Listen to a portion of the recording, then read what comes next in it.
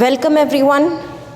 In the previous class we have seen this introduction of translation, and we also know what is the genetic code and what are the different features of genetic code. Here in translation, what actually is translation? So here in this actually translation is nothing but it is a process of polymerization. It is a process of polymerization of amino acid. Polymerization in the sense making a long chain of amino acid. So here joining together different amino acids which are monomer units for proteins. So translation is nothing but a process in which polymerization of amino acid is taking place. Polymerization in the sense very long chain of amino acid is being made, which is nothing but peptide. So this long chain of amino acid is nothing but the peptide, or it is peptide chain. We can call it as the peptide chain. So translation is basically a process in which what is happening is polymerization of amino acid is taking place, which is leading to peptide chain. So which is nothing but it forms the proteins. This peptide chain is nothing but those are the proteins. Here, how this process is being carried out? We have seen what is transcription. In central dogma, DNA is transcribed into RNA, and that RNA will be translated into protein synthesis. In central dogma process, what we have already seen, that the DNA will be transcribed into mRNA, and mRNA will translate that information into protein synthesis. We have seen the process of transcription, how transcription has taken place. Now we will move on to the second process, that is translation. So we have already know that DNA has been transcribed into RNA, that is mRNA is already formed. By the process of transcription, mRNA is formed. Okay, so now whatever the information or whatever the sequence is there on this mRNA, here what happened in the central dogma, DNA has been transcribed. DNA has been transcribed into mRNA. This happened during the process of transcription. How it took place? We have seen this whole process. Okay, now we are here. That is, mRNA has been made, and this mRNA has the sequence. This mRNA has the sequence by which proteins will be made. So whatever sequence is there on mRNA, whatever, for example, if this is the mRNA, whatever sequence is there, A, T, G, C, C, G, whatever is sequence is there. So this sequence will be read and it will be translated into protein synthesis. It will be translated and proteins will be synthesized. So from this mRNA, the sequence will be read and it will be translated into proteins. So this is what happens. So the sequence will be read, and according to the sequences, proteins are synthesized. So this basically is, from here to here is basically the process of translation. This we have already seen. Now we will see how the sequence of on mRNA is read and how proteins will be synthesized from that mRNA. Okay, so that basically whatever information was there on the DNA has been transcribed onto RNA, and from the RNA proteins will be synthesized.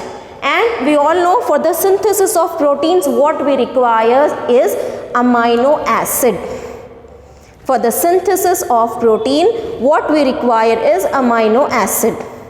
Okay, amino acids are the monomer unit for the formation of proteins.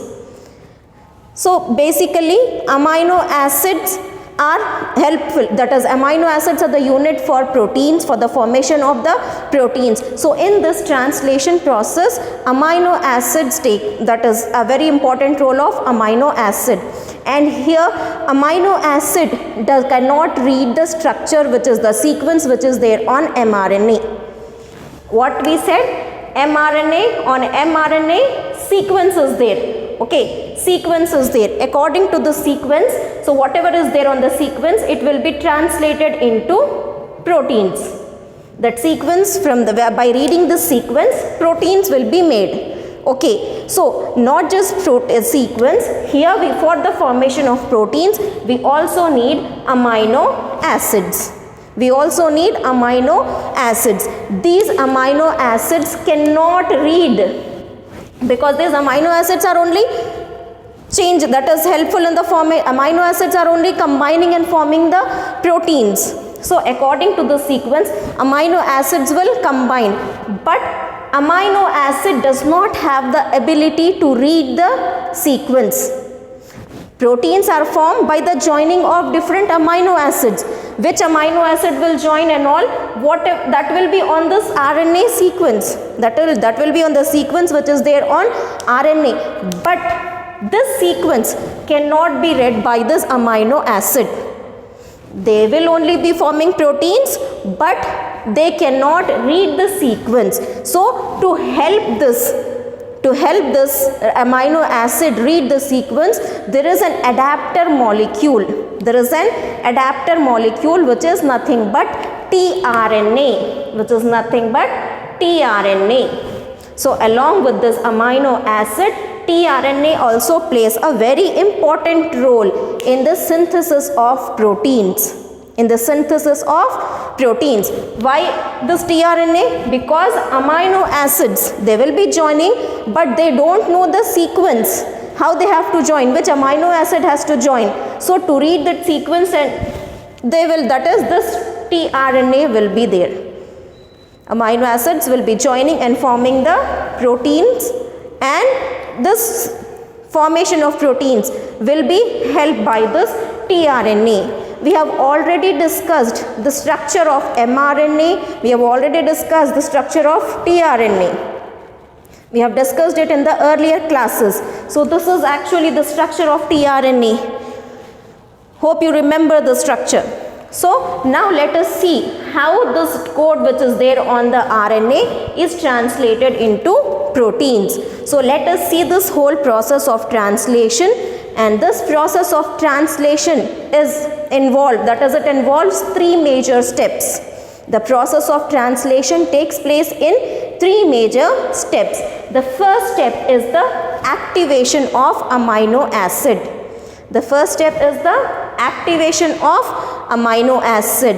The second step is transfer of that activated amino acid to tRNA. Transfer of the activated amino acid to tRNA. And the third step is the last step, which is the formation of proteins, or the synthesis of proteins. So basically translation takes place in three steps. In the first step, activation of amino acids takes place.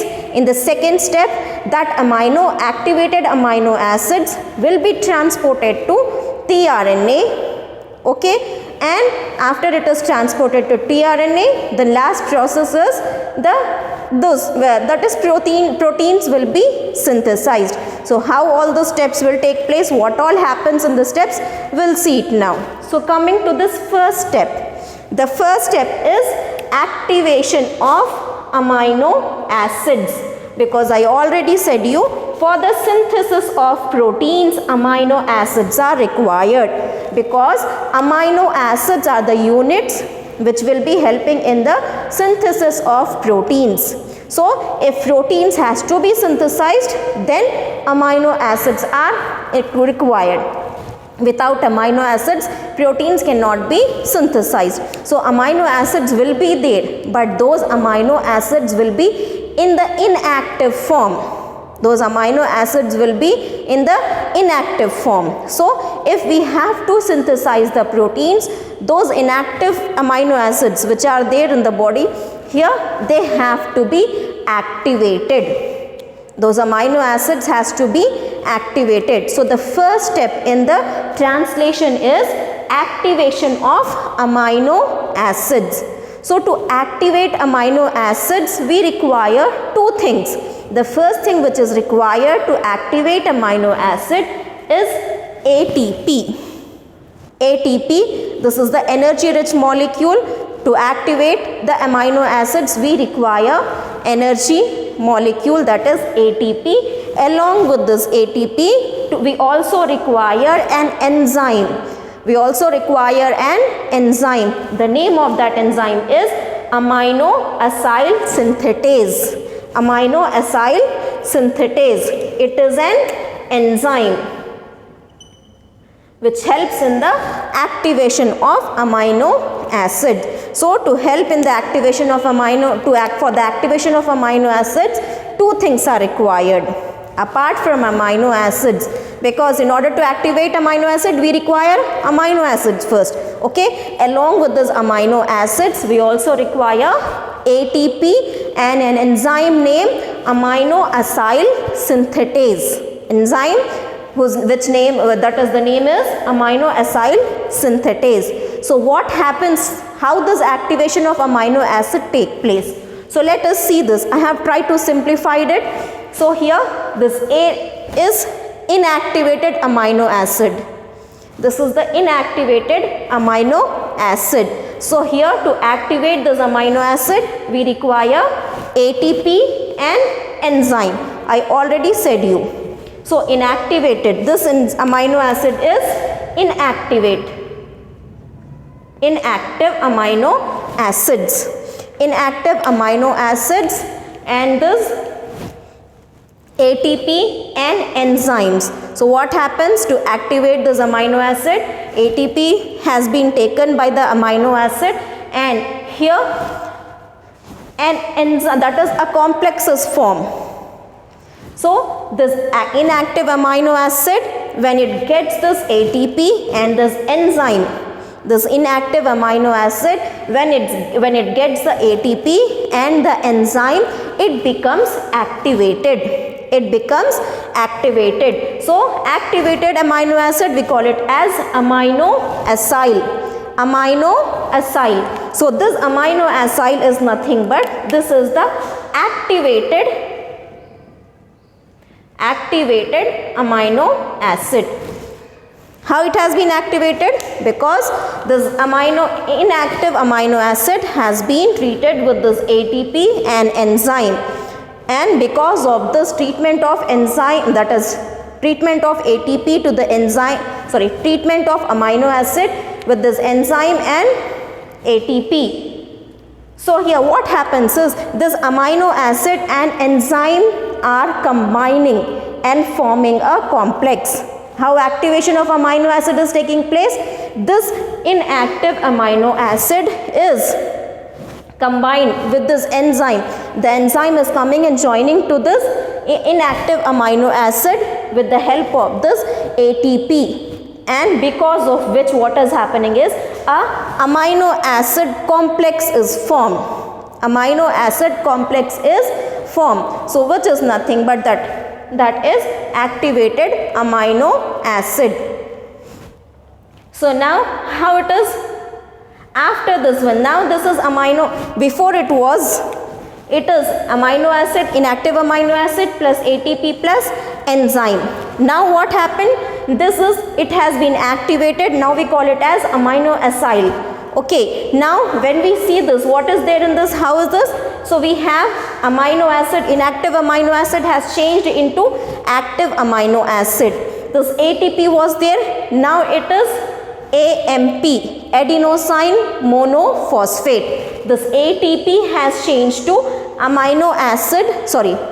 adenosine monophosphate. That is this one, inactive inactive amino acid plus this enzyme.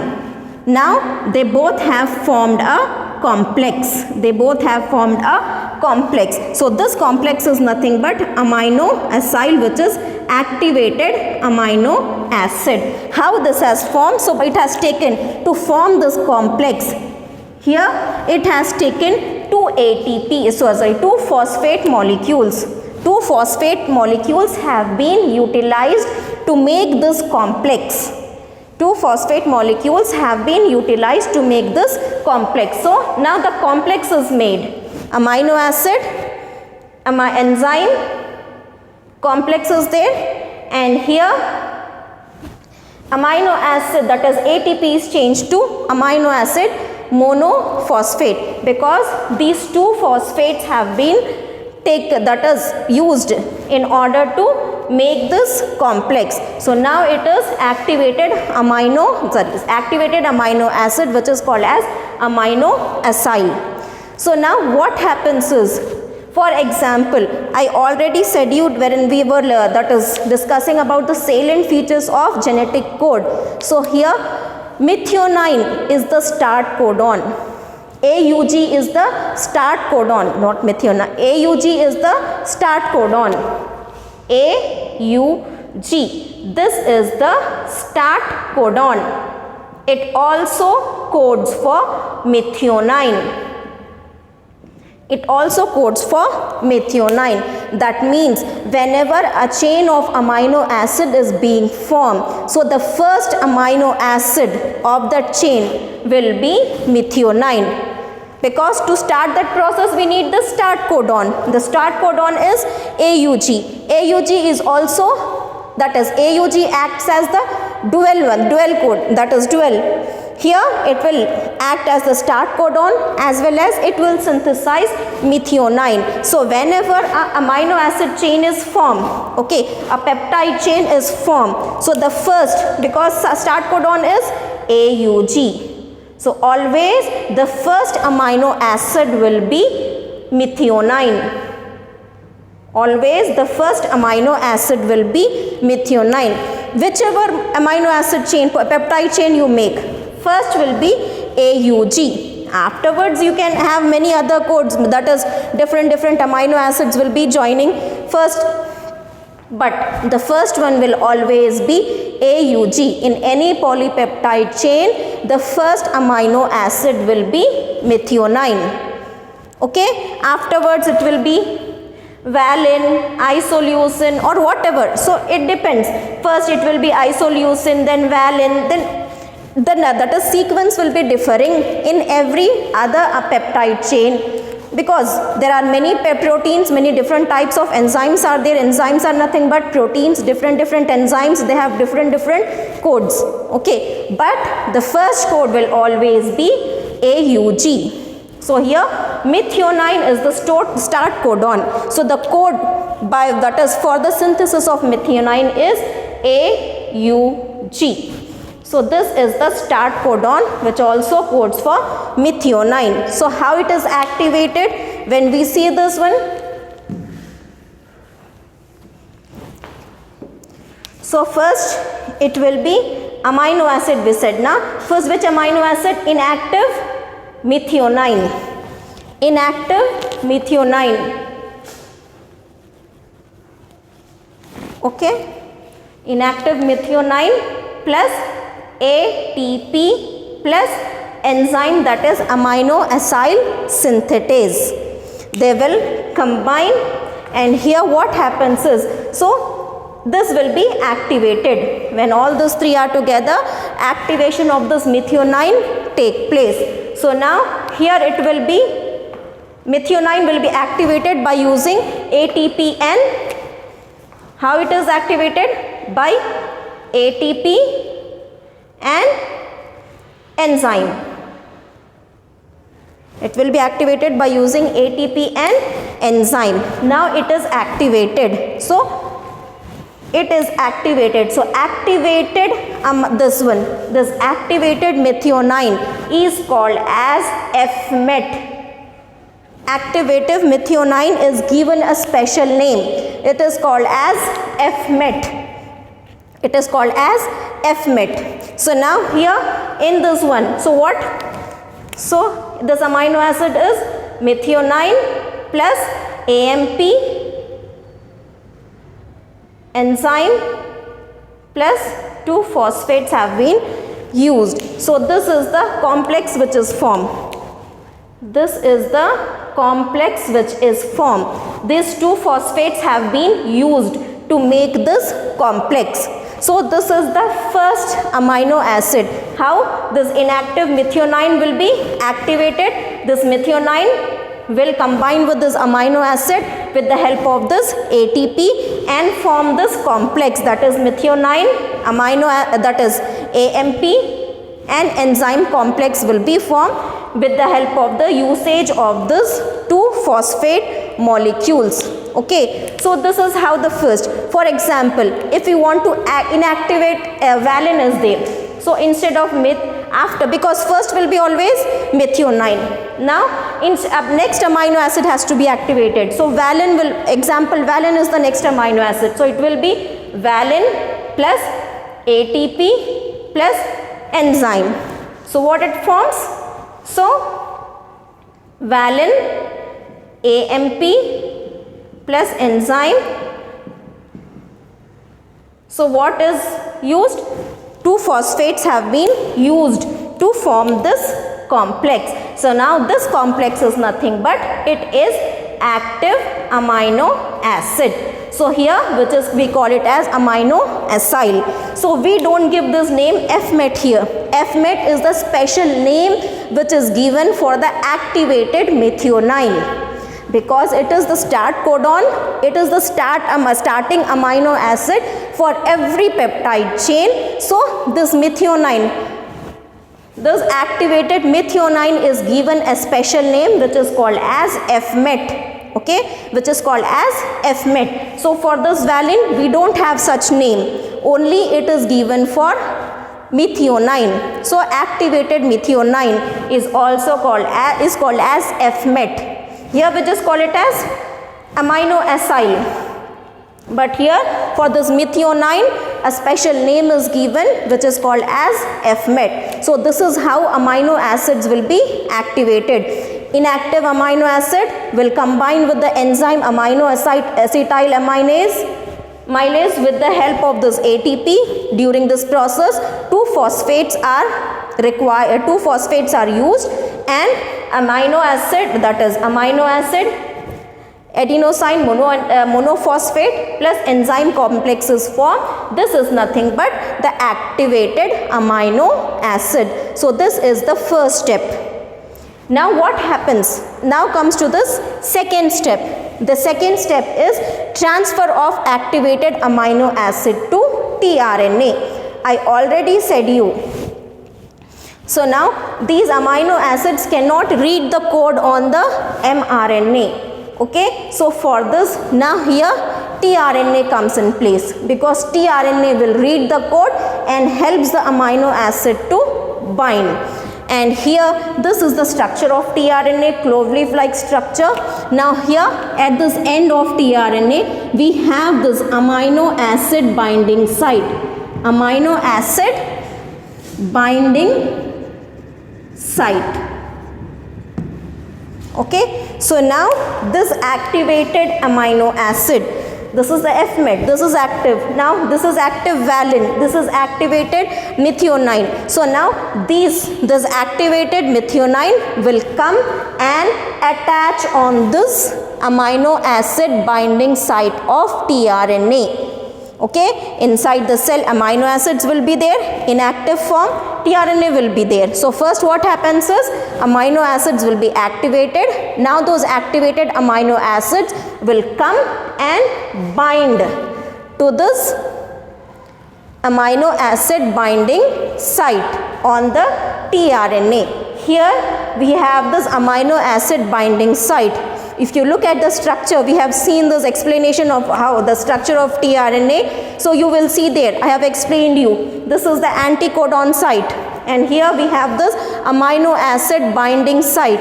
Then T loop we have, D loop we have. So now this is the amino acid binding site. This activated amino acid will come and bind on this amino acid site. Okay. Now if this is F-met is there now, who will bind here? F-met. Okay, now here then again we have this valine, one more tRNA will be there, one more tRNA will be there, here valine will be there. So like this on different tRNAs, different amino acids will come and bind, and this tRNA will transfer the amino acid to the site of protein synthesis. Okay, so now two steps we have discussed in this. The first step was activation of those amino acids.